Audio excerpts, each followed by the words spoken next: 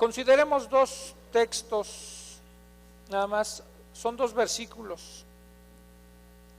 Uno está en Filipenses 4:7, que ustedes lo conocen, y el otro lo conocen todavía más. Nada más voy a ver la segunda parte del texto de Juan 10:10. Filipenses 4:7 dice: y la paz de Dios, que sobrepasa todo entendimiento, guardará vuestros corazones y vuestros pensamientos en Cristo Jesús. Y Juan 10:10, la segunda parte, dice que Él vino para darnos vida y vida en abundancia. Oremos. Gracias, Señor, por las muchas bendiciones que hemos recibido de tu parte, porque estamos ciertos y seguros que en Cristo Jesús hemos recibido ya una vida no comparada con esta vida terrenal, una vida que supera todas nuestras expectativas, que está llena de las riquezas de lo alto, y parte de esa vida, Señor, es tu paz que has derramado en nuestros corazones. Gracias por esta mañana, gracias por tu iglesia, gracias por tu palabra, que podamos recibirla de parte de ti. En el nombre de Jesús te lo pedimos. Amén. Bien, déjenme nada más leerles algo que escribió nuestro hermano Rick Warren acerca del pasado de cada uno de nosotros, de lo que a veces tenemos idea de lo que nos ha acontecido atrás y qué es lo que muchos de nosotros a veces hacemos con nuestro pasado. Él escribe así, dice: sin duda has escuchado esta expresión: el tiempo cura todas las heridas. Desdichadamente no es verdad. Como pastor, frecuentemente hablo con gente que todavía está llevando consigo las heridas desde hace 30 o 40 años. La verdad es que el tiempo muy a menudo hace que las cosas se empeoren. Las heridas que se dejan sin ser atendidas supuran y esparcen la infección alrededor de todo su cuerpo. El tiempo solo extiende el dolor si el problema no es tratado.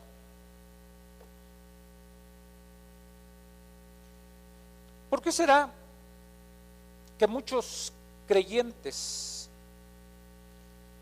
no pueden vivir estas verdades acerca de la paz de Dios y la vida abundante que Dios nos ofrece y nos promete? A lo mejor podríamos preguntar: ¿y dónde está la paz en aquel hermano, en aquella hermana, en mí? ¿Dónde está la paz que Dios prometió? ¿Dónde está aquella vida que Dios nos invita a vivir? De poder perdonar a nuestros semejantes, de poder recorrer la segunda milla, de poder tolerar las faltas de otros. ¿Dónde está esa vida que tendría que estarse viviendo en medio de la iglesia, de paz y de abundancia que Dios nos ha prometido?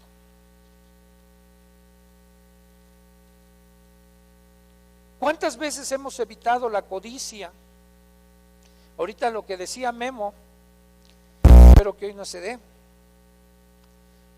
Pero es triste ver a veces en nuestros ágapes, donde debería haber el estímulo de amarnos, de condescender, de ceder al otro, vemos la codicia. ¿Dónde está esa vida que esperamos sea de servicio y de amor de unos a otros?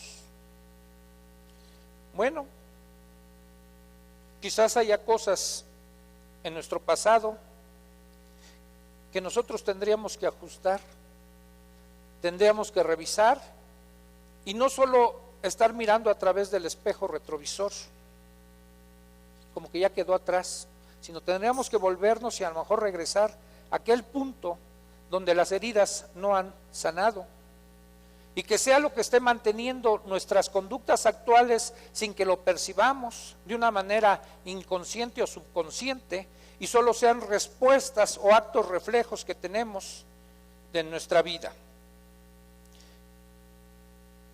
Y para esto quisiera tomar un pasaje de la Escritura y un personaje que espero que nos enseñe algunas cosas acerca de esto que les digo.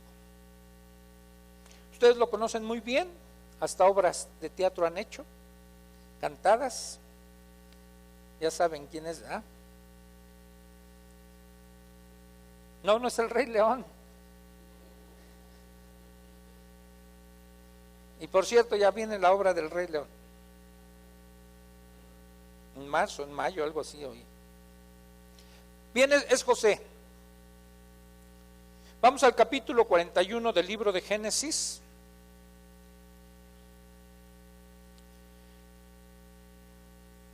Para este tiempo, en el capítulo 41, José ya se había convertido en el primer ministro, digamos, de Egipto. Ya habían pasado algo así como 20 años desde que sus hermanos lo habían vendido como esclavo.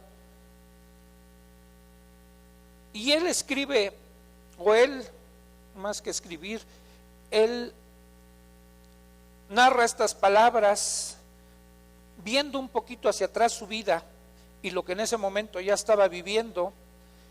Y dice en el verso 50: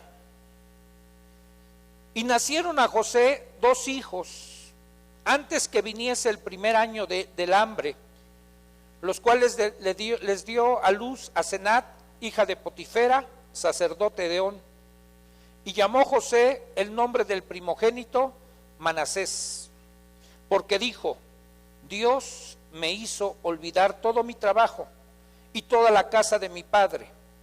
Y llamó el nombre del segundo Efraín, porque dijo: Dios me hizo fructificar en la tierra de mi aflicción.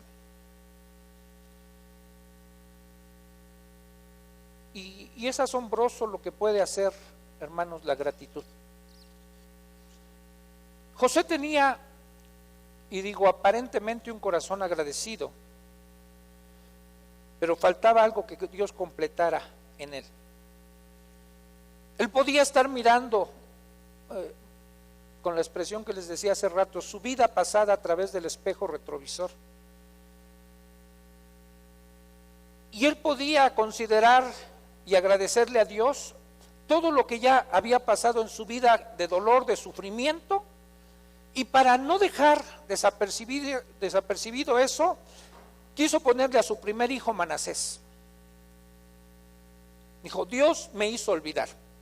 Y entonces cada que fuera a llamar a su hijo, él iba a estar recordando: Dios me hizo olvidar. Y decía: Dios me hizo olvidar, tráeme esto. Dios me hizo olvidar, ven para acá. ¿Sí? Y entonces así era la forma en que él quería estar recordando todos los favores de Dios. Y al otro todas las bendiciones también que Dios le había dado. Efraín, tú, Dios me hizo prosperar, ven para acá. Y mira, cuando tú y yo tenemos en nuestro corazón gratitud, créeme que vamos a empezar a olvidar muchas cosas de dolor y de sufrimiento. Cuando estamos llenos de orgullo, rara vez vamos a encontrar una persona agradecida porque cree que merece más todavía de lo que tiene. Un corazón agradecido va a encontrar muchas razones a lo largo del día y de su vida para estar bendiciendo al Señor. La gratitud nos va a hacer el camino más fácil en los tiempos difíciles. Si reflexionamos en las bendiciones de Dios, en los méritos que Él tiene, en lo que hemos recibido, vamos entonces a descubrir que ese corazón agradecido lo vamos a tener todo el tiempo. ¿Ustedes creen que aquí José ya estaba libre de todas las cosas? Pero si ya le había puesto a su hijo Manasés, Dios me hizo olvidar.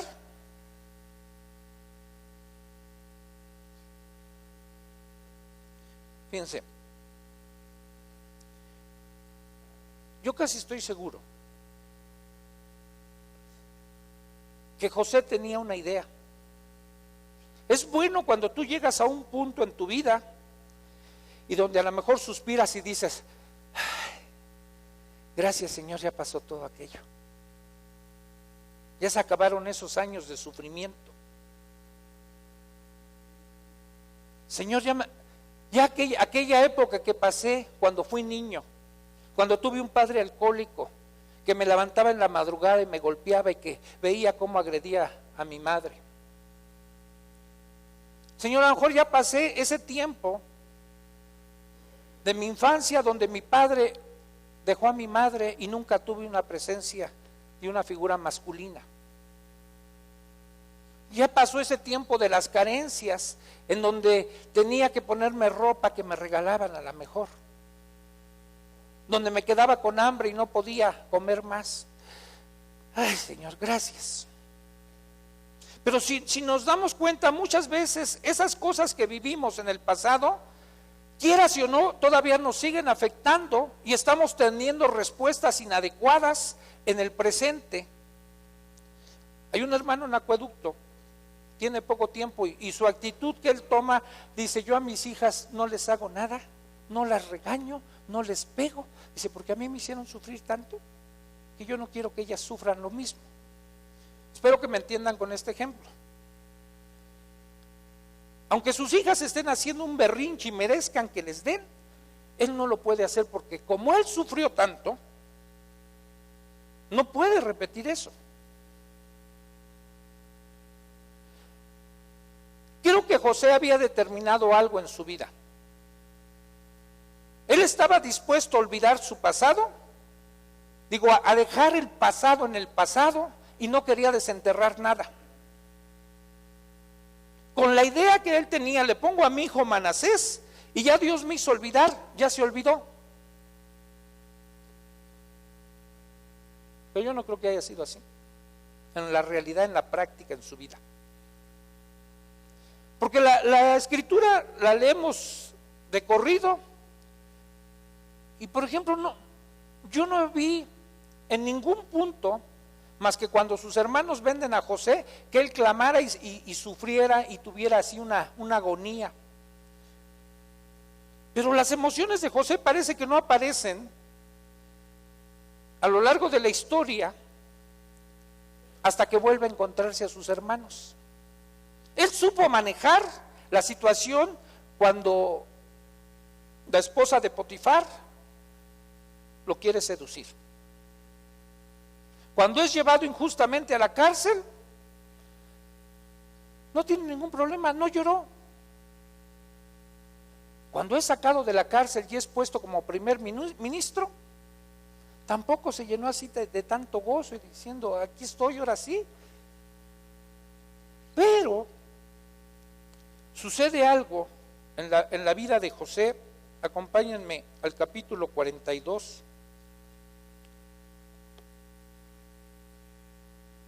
Y miren, para este entonces yo les decía, José ya llevaba alrededor de 20 años en Egipto. Y más o menos para el capítulo 42, quizás ya andaba rayando José en la década siendo primer ministro. Porque él descifró el sueño de Faraón y dijo que vendrían 7 años de abundancia seguidos de 7 años de escasez. Y en el capítulo 42 ya está la escasez, ya está la hambruna. O sea que ya habían pasado los primeros 7 años de abundancia y no sé cuántos habían pasado ya de escasez. Pero la historia nos narra que esta hambre llegó a todas las regiones y llegó hasta Canaán, y Jacob mandó a sus hijos a que fueran a buscar alimento a Egipto. Imagínense a José ya como un primer ministro, digamos, el joven José, aquel de la túnica de colores, había cambiado por la túnica del primer ministro de Faraón. Había cambiado su atuendo, a lo mejor hasta había cambiado su aspecto físico, ya se veía como todo un egipcio, hablaba el idioma de allá. ¿Sí? Por eso es que cuando sus hermanos se presentan ante él, no lo reconocen. Fíjense, en el capítulo 42, dice, el verso 24, no me voy a saltar la historia porque es larga, ustedes ya la conocen. Ellos llegan ante José pidiéndole alimento y él los acusa, ¿sí?, de que son espías, pero en el momento José los reconoce. Ellos no reconocen a José, él sí los reconoce. Aun cuando los reconoce, dice la Escritura que él se acuerda de sus sueños y cómo ellos se postran delante de él. Y quiero que te imagines, no sé si te ha pasado algo así en tu vida. Después de muchos años que tú no hayas visto a una persona con la cual estuviste ligado emocionalmente, de repente hace acto de presencia en tu vida, ¿qué pasaría en ti? ¿Qué es lo que pasó en José? Vino un cúmulo de emociones, ¿sí? Todo un torbellino de emociones estaban ahí porque 20 años de su historia que había querido enterrar estaban delante de él y ahí estaban sus hermanos. Y fíjense la reacción que tuvo José en el verso 24 después de que los vio y aún ellos reconocen, dice, esto nos pasa por lo que le hicimos a nuestro hermano, dice, cuando veíamos su angustia. Y dice la Escritura, y se apartó José de ellos y lloró. Se apartó José de ellos y lloró. No sé si tú algún día has contenido tus emociones durante mucho tiempo y cuando tienes enfrente algo que te mueve el resorte de tus emociones, hay algo que no puedes contener. Y quizás tu pasado no está muy sanado. A lo mejor lo entiendes de manera intelectual, pero emocionalmente hay algo ahí como un tapón que no te permite. Estando en el velorio del papá de Nancy, yo escuché a varias de ustedes y a todos ustedes. Y había cosas ahí que están en el pasado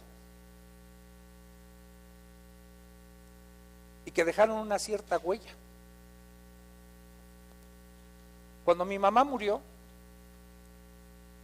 yo tenía 14 años de edad.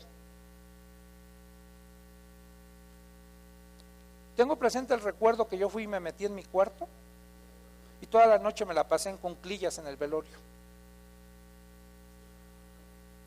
Pero no lloré. Y nunca lloré. Cuando la gente me quería consolar, les decía, no me tengas lástima. Y adopté una actitud de una fuerza, o más bien de una dureza, que no era real. Pasaron 9 años hasta que yo llegué a un lugar y me movieron todo el tapete. Porque yo evitaba muchas cosas. Para mí el Día de las Madres era un día de dolor. Cuando los amigos me invitaban, vamos a dar serenata, digo, no, yo no voy. Y todas esas cosas traían dolor a mi corazón. 9 años después, cuando escuché a otros hablar de sus cosas, me movieron todo y yo hablé. Y 9 años que contuve el llanto, lo solté delante de toda una audiencia y me pude desahogar. Y no fue una vez, fueron muchas. Por eso entiendo bien lo que le pasaba a José. O sea, 20 años más o menos de su vida sin haber tenido contacto con sus hermanos, cuando se dio cuenta que sus hermanos seguían recordándolo a él, porque ellos dijeron entre sí: esto nos está pasando por lo que le hicimos a nuestro hermano. Oíamos su angustia cuando nos gritaba. Y Rubén todavía les dice, no Rubén, dice, Rubén les dice: no hablé yo y les dije, no pequen contra el joven, y no escucharon. He aquí también se nos está demandando su sangre. Y entonces José está escuchando todo eso. Sus hermanos hablan en hebreo, pero José lo entendía. Y ellos creían que no le entendía, porque era el primer ministro de Egipto. Y cuando escucha todo eso, José se da cuenta que sus hermanos todavía lo recuerdan. ¿Ustedes no creen que antes pudo haber ido a Canaán José? Era el primer ministro, tenía el poder. ¿Qué le costaba hacerse un viajecito a Canaán? Decirle a Faraón: dame chance, Faraón, voy a ir a Canaán. Fíjate que tengo una familia, padre y hermanos, quiero ver si todavía viven, quiero hablar con mi papá. Pero él había decidido enterrar su pasado en el pasado. No quería saber nada de eso, pero sin embargo estaba ahí, presente en su vida. Así que cuando tiene ese encuentro con sus hermanos, pues se le mueven todas sus emociones y tiene por consecuencia esta reacción de llorar. Él ya había tomado una decisión, digamos, aquí en la mente. Como muchos de nosotros podemos tomar una decisión. Sabemos exactamente lo que tenemos que hacer. Miren, déjenme ponerles un ejemplo. Y ahorita, antes de que, o más bien después de que terminó la reunión de oración, Memo dijo algo y lo repito para las hermanas sobre todo. Él les pedía: hermanas, por favor, cuando vengan a orar o den una palabra, cúbranse, ¿sí? Pónganse un velo, pónganse el velo. Es la barba, Johnny, no pegan la barba. No, sí, tráeme otro, por favor. Y miren, una hermana puede entender lo que es la sumisión a su marido y lo puede entender intelectualmente, pero en la práctica no es tan sencillo, cuesta mucho trabajo. Y más si alguien tiene una actitud de mayor conocimiento que su esposo, ¿sí? Una actitud de siempre haber hecho lo que había querido. Ayer estuve hablando con un hermano así, le dije: pues mira, estás con una esposa que desde muy chica ha decidido hacer lo que ella quiere. No ha tenido una autoridad sobre sí, digamos, en un sentido estricto de la palabra. Ahora que está casada, sí, lo entiende perfectamente de manera intelectual, pero en la práctica, ¿cómo te va? José entendía y había decidido, y aún le había puesto a su hijo Manasés, había entendido que tenía que perdonar a sus hermanos. Pero de entenderlo intelectualmente a llevarlo a la práctica distaba mucho. Todavía faltaba mucho. Y fíjense, Dios no quería que José olvidara su pasado, porque si hubiera querido que olvidara su pasado, lo deja así. Pero Dios tenía un plan y un propósito, y que lo iba a cumplir por medio de José. Dios ya había elegido a Israel, a los hijos de Jacob, como la nación de Israel, ¿sí? Como el pueblo de él, y todo esto dependía de una decisión en la vida de José, porque José era el que podía salvar a sus hermanos y a toda la nación de Israel, y todo se tenía que deber a la compasión, al perdón que él pudiera otorgar. Todo estribaba en eso, y Dios tenía que tratar en la vida de José, como Dios tiene que tratar en la vida tuya y en la mía, porque de la decisión que tú y yo tomemos depende a lo mejor de que nuestros hermanos, nuestra familia, nuestros parientes se puedan salvar. Algo quiere hacer Dios, y no quiere que estemos guardando ahí en nuestro corazón y que tengamos esa idea: estas cosas yo me las voy a llevar a la tumba. ¿Alguien se ha expresado una vez así? que diga, esto nadie lo va a saber, esto se muere conmigo y me lo llevo a la tumba. Déjame aclararte algo, eso que estás guardando te está llevando a la tumba. Eso que te guardas te va a llevar a la tumba, porque está envenenando tu cuerpo. Por eso se dan los cánceres y se dan muchas enfermedades que han ido descubriendo los médicos, la conexión que tiene lo emocional con lo espiritual y con lo físico. Dios quería liberar a José, Dios quería sanar su corazón y tenía que enfrentarlo con sus hermanos, porque Dios es soberano y estaba manejando toda la situación. Así que cuando sus hermanos llegan con José, digamos, Dios le desentierra su pasado para sanarlo. Y mira, las canalladas de la familia de José son las canalladas de las familias de muchos. Yo espero a lo mejor que tú hayas tenido una infancia agradable, que tus mejores recuerdos sean los de la infancia, que te acuerdes cómo te quería tu papá y cómo te cuidaba y te contaba un cuento, te contaba una historia y jugaba contigo y te llevaba al parque. Pero no en todos los casos es así. Yo diría en los mínimos.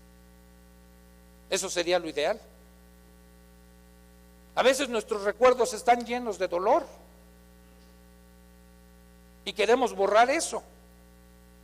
Y eso lo tienes que traer al presente y sanarlo. Eso lo tenemos que hacer. Y gracias a Dios que la Biblia no esconde ninguna de esas canalladas de las familias que están en la Biblia. Caín mató a Abel, Jacob engañó a su hermano Esaú, Abraham mintió, y ahí están. Y los hermanos de José lo vendieron y se burlaron de él. Y entonces cuando ellos recibieron las monedas, cuando vendieron a José, imagínense, ahora llegaban los hermanos de José con monedas para comprar comida. ¿Ustedes creen que no haya recordado José? Yo vi cuando tenían las monedas mis hermanos cuando me vendieron como esclavo, y ahora vienen con sus monedas a quererme comprar comida. ¿Ustedes creen que haya pensado José en la venganza? Yo pienso que sí, que por supuesto le pasó por su mente y recordó, porque dice la Escritura que cuando ellos se postraron recordó sus sueños. Ahí está, Dios me lo había dicho, aquí los tengo a mi merced, están postrados. ¿Qué puedo hacer yo? Y creo que se estaba librando una batalla en la vida de José. Porque si no se estuviera librando una batalla, yo creo que en el momento en que los ve, se revela a sus hermanos: soy José. ¿Por qué no lo hizo inmediatamente? Yo creo que estaba teniendo una gran lucha en sí mismo. Y que decía, ¿qué hago? Y si me vengo, ahora tengo el poder, los tengo en un puño. ¿Me voy a vengar? ¿Es justo que lo haga? ¿Ustedes creen que sería justo? Claro que sí. Era bien justo que José dijera, ahora va la mía. Y quizás en cierto sentido lo hizo. Porque dijo, a la cárcel. A la cárcel. A ver que sientan un poquito de lo que yo sentí. Pero yo creo que estaba ganando tiempo él. Quería aclarar su mente. ¿Qué hago, Dios? ¿Qué hago?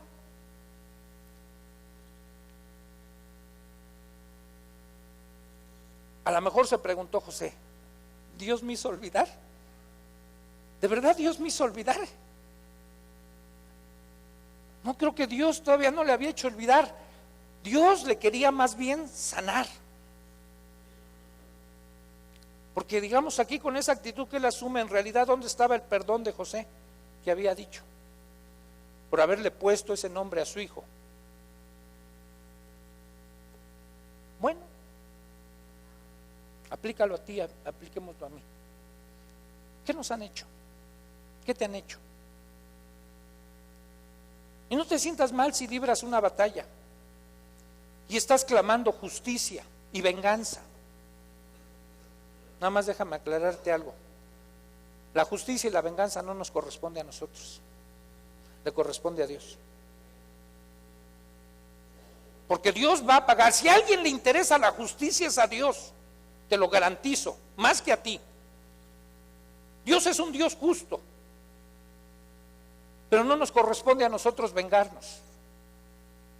Dice Dios, deja lugar para la ira de Dios, porque Él pagará a cada quien lo que le tenga que pagar. Dijo Dios, mía es la venganza, mía, no tuya. Y eso es fe. Es confiar en que Dios a cada quien le va a pagar como se merece, y es más, deberíamos declamar, Señor, ten misericordia de la gente.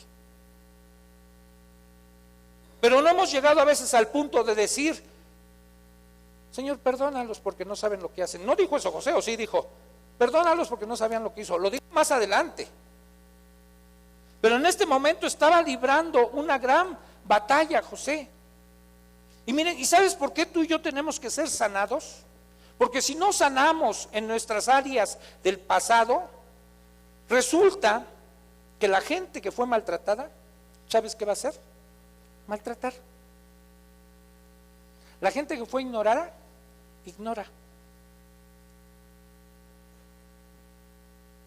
Entonces, suceden dos reacciones muy humanas cuando alguien sufrió en su infancia.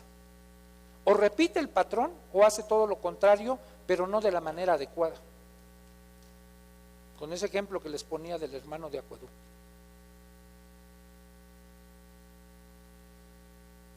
Así que Dios le interesaba sanar a José. Te voy a hacer unas preguntas. ¿Te has dado cuenta qué es lo que te hace perder el control a ti? ¿Te has dado cuenta por qué evitas los conflictos? ¿Te has dado cuenta si tú quieres complacer a todos? ¿Será que tu comportamiento tiene que ver con alguna herida de tu pasado que afecta a tu corazón? Yo tengo buenas noticias. Dios te quiere sanar. Dios te quiere sanar. La historia de tu vida no tiene que ser el destino de tu futuro. Dios lo puede cambiar. El lastre que hemos arrastrado durante años, nos podemos despojar de él. Dios lo quiere sanar. Pero esto implica que tienes que sacar a la luz tu oscuro pasado. Y el orgullo se defiende. Se defiende muchísimo. ¿Y sabes por qué se defiende? Porque te sientes inadecuado. Tú oyes a veces a toda la gente, ¿cuál es lo que tienen que hacer los padres? Más en la iglesia, ¿no? Queremos vivir el mandamiento, honra a tu padre y a tu madre, y traes rencor hacia tu padre o hacia tu madre. Y si lo digo me van a ver como bicho raro. Porque pues todos los hermanos, ay, hablan bien espiritual. Ay, sí, mi papá y mi mamá. Mira, hermano, quitémonos la careta. La Biblia dice de Elías que era un hombre sujeto a pasiones igual que nosotros, y podemos tomar cualquier personaje de la Biblia que era un hombre sujeto a pasiones igual que nosotros. José, por eso les digo, luchó y tenía ahí una gran lucha, pero en su lucha no ganó la venganza, ganó la misericordia, ganó el amor, pero libró esa batalla. Y fue cuando Dios lo confrontó con su pasado y sacó a la luz todas esas cosas que él le quería enterrar. José lloró y con eso empezó a ablandar su corazón. Digamos, la venganza puede al principio parecer dulce, pero ponle puntos suspensivos. La venganza va a construir una coraza que te va a llevar a la soledad. La venganza tiene como meta hacer desdichado a alguien. Esa es la meta de la venganza, hacer desdichado a alguien. Pero te tengo noticias, el desdichado vas a ser tú si te vengas. Tú vas a ser el desdichado. Hebreos 12:15, si me ayudan o les gano. Dice Hebreos 12:15, mirad bien, no sea que alguno deje de alcanzar la gracia de Dios, que brotando alguna raíz de amargura les estorbe y por ella muchos sean contaminados. Tenemos que cuidar ese aspecto de nuestra vida. Y la sanidad va a incluir el perdón. Y te voy a decir, Dios te va a hacer avanzar en el perdón cuando perdonas. Espero que me entiendas la expresión. No se trata de tener el concepto, sino de aterrizarlo en la práctica, de estar perdonando. Les decía el martes a los hermanos de Acueducto, ¿sabes cuándo conoces bien a una persona? ¿Tú sabes cuándo la vas a conocer bien?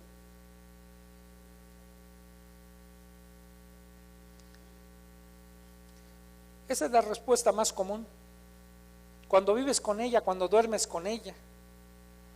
No te voy a decir cuándo la conoces bien una persona. Cuando terminas una relación con ella. Ahí es cuando la conoces bien. Cuando un matrimonio se divorcia, vas a conocer con quién estabas casado, con quién estabas casada. Si aquel o aquella te dice, maldita la hora en que me casé contigo, qué bueno que me libré de ti, esa es la clase de la persona con la que estabas casado. ¿Conoces a los hermanos cuando se van de una iglesia, cuando siguen hablando pestes de la iglesia que salieron? ¿Los conoces? Ya tienen años que no vienen a la congregación y un día te los encuentras y empiezan a hablar pestes de la iglesia donde estuvieron. No hay gratitud en su corazón. Ahí vas a conocer bien a la gente.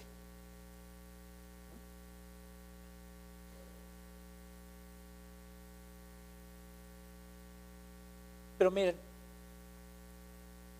te hago otra pregunta. ¿Cómo podemos reconciliar el dolor con el mandamiento de Dios de perdonar? ¿Cómo lo podemos reconciliar? Bueno, les decía, déjaselo a Dios. La venganza es de Él. Porque el perdón que tú des a la gente no va a mermar la justicia de Dios. En Efesios 4, 26 y 27, Pablo da unos mandatos a la iglesia.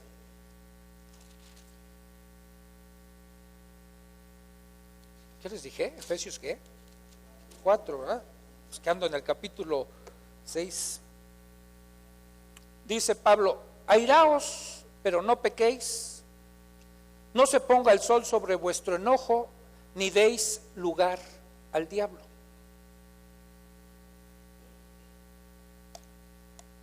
Y la palabra lugar viene de la palabra griega que es topos.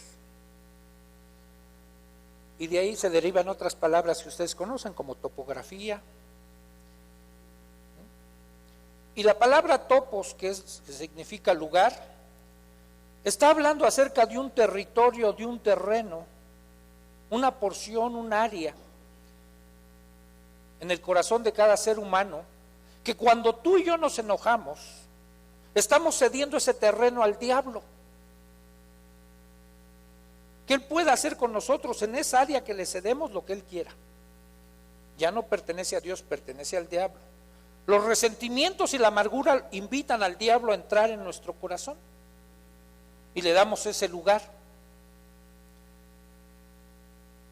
Y tenemos que desviar nuestra mirada de aquellos que nos hicieron daño para ponerla en Jesús, en aquel que con su muerte y su sacrificio dio todo por nosotros.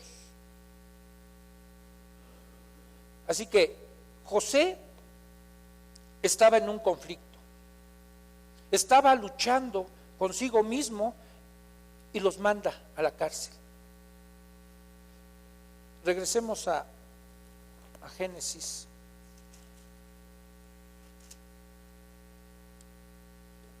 Porque después de que libra la batalla José en el capítulo 45, después de que hace otras tretas José y manda a traer a su hermano Benjamín y se entera que su papá sí vive, y después de mete la copa en la costal de Benjamín y lo mete a la cárcel y hace todo eso, creo que en ese tiempo José tomó una decisión. Y fíjense, en el capítulo 45 dice: no podía ya José contenerse delante de todos los que estaban al lado suyo, y clamó: hagan salir de mi presencia a todos. Y no quedó nadie con él al darse a conocer José a sus hermanos. Entonces se dio a llorar a gritos, no sé si entiendes la expresión, y te invito a que un día lo hagas, a gritos. Se dio a llorar a gritos, y oyeron los egipcios, y oyó también la casa de Faraón, y dijo José a sus hermanos: yo soy José. Yo soy José. Imagínate, yo me he imaginado muchas veces esa escena. Están sus 11 hermanos. José está ahí con todo lo que les ha manejado de tenerlos en la cárcel, después los invita a cenar y está ahí con ellos. Dice, ya no podía su corazón contener todo ese cúmulo de emociones. Saca a todos y se revela a ellos. Dice, yo soy José, llorando. No sé si han visto que los egipcios se pintan, o al menos los pintan así en los cuadros que se pintaban, ¿sí? Como con un rímel, se llama eso que se usan las mujeres, delineador. ¿Han visto una mujer cuando llora y trae su delineador? ¿Sí la han visto? ¿No? Bueno, imagínense a José con todo esto corrido, así pintado de negro, llorando, y dice, yo soy José. Y aquellos lo estaban viendo, atónitos, yo creo que se quedaron. ¿José? Sí, yo soy José. También lo que han de haber experimentado ellos. José. Pero como José ya había tomado una decisión y había ganado el amor, corre y los abraza y los besa. Dice, no se preocupen, todo lo que ustedes hicieron, lo que aparentemente hicieron, fue Dios el que lo permitió. Y miren,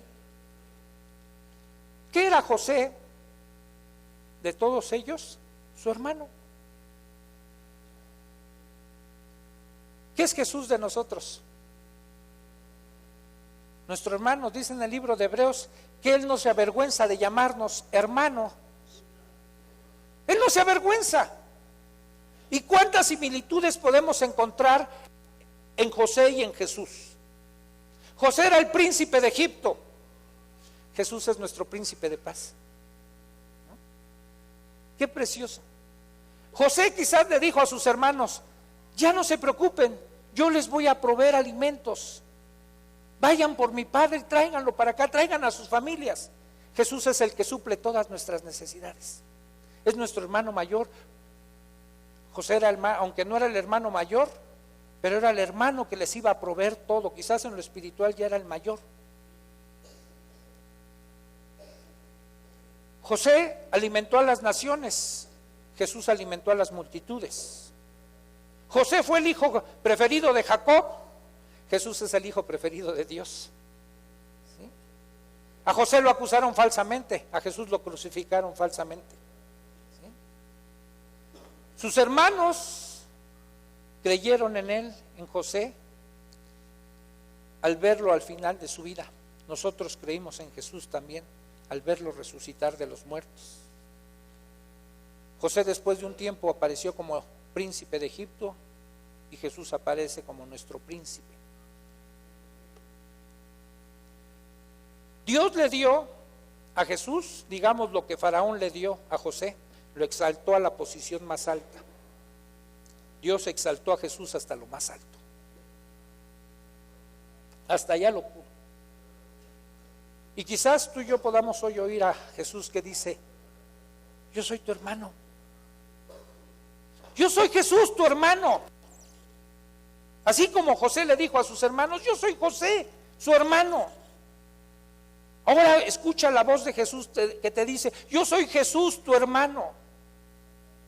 No te preocupes, todo lo que hiciste en el pasado, lo que te hicieron, yo lo voy a sanar. Yo te lo perdono lo que hayas hecho, porque yo soy Jesús, tu hermano. Así que descansa en eso. José le habló al rey para ayudar a su familia. Jesús le habla al Padre para ayudarnos a nosotros. José le dio a sus hermanos carruajes y ropa, y Jesús nos da todo, también a nosotros. Así que, hermano, yo te invito a que no entierres tu pasado si no estás sanado. A que puedas confrontar esas cosas que todavía afectan en tu vida. Porque son ataduras que tenemos, ¿sí? Cosas de las que Dios quiere liberarnos. Y tiene que confrontarnos con eso que cada uno de nosotros hemos experimentado. Si tú eres de aquellos seres bendecidos, que tuviste unos padres que te dieron amor, que de verdad tu infancia ha sido lo mejor en tu vida, bendice a Dios. Qué bueno que no haya eso, pero la gran mayoría de los casos no es así. Necesitas sanar tu vida, para que entonces sí puedas ir con tu hermano, con tu padre, con quien tengas, abrazarlo, llorar y besar juntos, y poder escuchar a tu Dios que te diga: yo soy Jesús, soy tu hermano mayor, descansa. Y aceptemos la invitación de Él. Todos los que estén cargados y trabajados, vengan a mí y yo los haré descansar. ¿Oramos?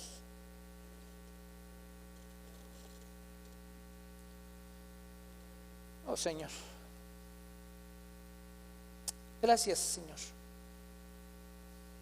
porque tu palabra no nos oculta los conflictos que la humanidad padece, que la humanidad enfrenta, que nosotros mismos enfrentamos. Tú dices que vas a venir por una iglesia limpia, blanca, resplandeciente, sin arruga y sin mancha. Quizás en lo exterior ya no nos veamos como antes, pero tú quieres completar tu buena obra en todo nuestro ser integral. Quieres sanar también nuestra alma. Quieres librarnos de la indiferencia. Y muchas veces así se disfraza el rencor y el resentimiento con indiferencia. Nos da miedo volver a nuestro pasado y abrir las heridas porque duele. Pero tú eres el médico, el mejor médico. Y tú quieres limpiarnos esas heridas con tu mano amorosa. Quieres traer sanidad. Y que aunque quede una cicatriz, que es lo que nos va a hacer recordar nuestro pasado, ya no va a doler. Y entonces podemos saber que nuestro corazón ha sido sanado. Y podemos ir siendo limpiados, emblanquecidos. Y no va a haber estorbo en nuestras relaciones. Podremos correr con los que nos lastimaron o con los que lastimamos y abrazarlos y decirles con todo el corazón: te amo, porque Dios puso ese amor en mí. Gracias, Señor, por las relaciones que tú vas a restaurar, por los corazones que vas a sanar, por los que ya has sanado y porque vas a completar tu buena obra en cada uno de nosotros. En Cristo Jesús te agradecemos. Amén.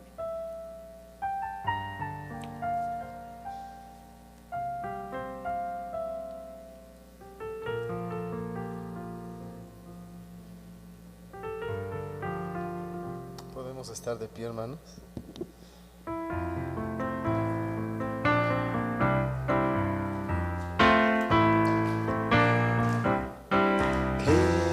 Que la obra en ti comenzó, que la obra en ti comenzó,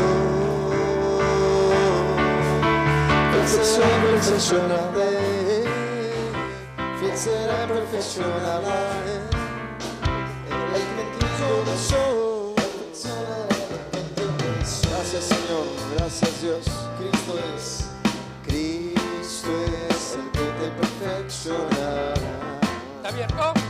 Cristo es el que te perfeccionará. Fiel será perfeccionarte, fiel será perfeccionarte. El que en ti comenzó, perfeccionará lo que empezó. Aleluya.